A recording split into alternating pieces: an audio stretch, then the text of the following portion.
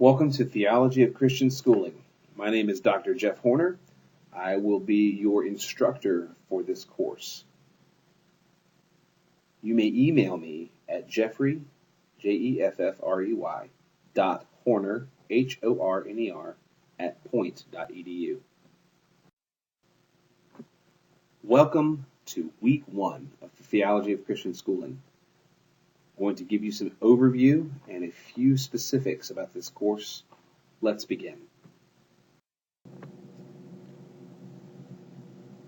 First, today, I would like to discuss the fact that Christian education in general and Christian schooling in specific are manifestations of what is known as practical theology.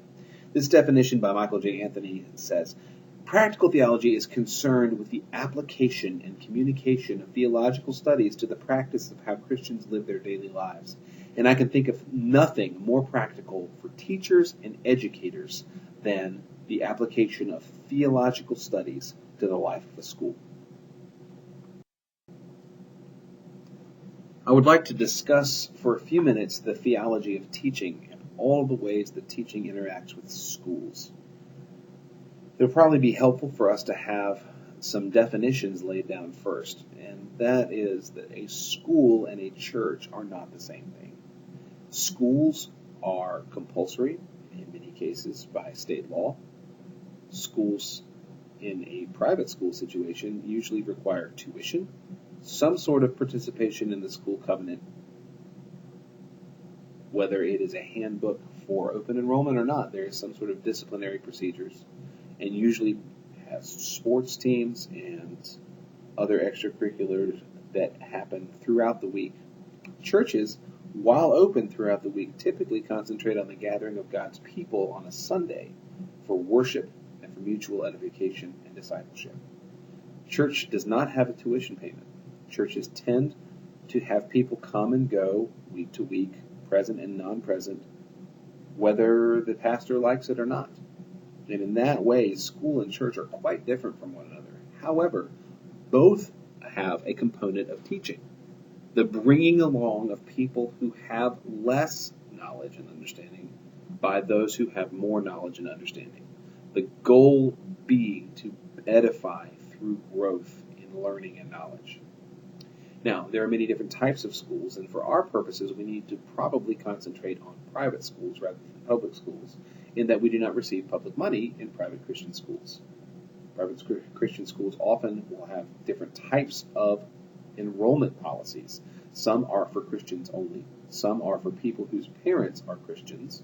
Some are for anybody who might come, and each represents a different philosophy in admissions and therefore in education.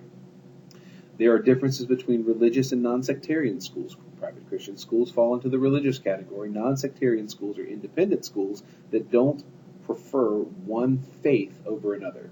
That's different from a Christian school that has multiple different churches that have enrollment in that school.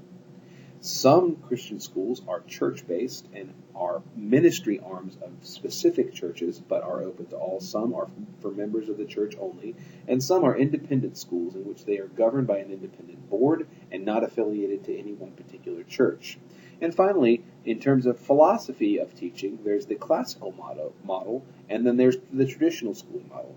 Classical models tend to emphasize Latin, and in some cases follow the models provided by Dorothy Sayers, or sometimes those outlined by Chuck Evans and Robert Littlejohn in their book Wisdom and Eloquence. Others follow the traditional school matters and curricula established in most American public schools. However, for our theology of teaching, I will give you some basic assumptions for Christian schooling, and one is that there is a God, and the other is that He communicates to us. He communicates to us in His natural world, what is sometimes referred to as general revelation, and He communicates to us in His divine word, or what is known as special revelation. His special revelation comes in two forms: the Word made text, also known as the Bible or the Old and New Testament, and the Word made flesh, or the God incarnate, Jesus Christ.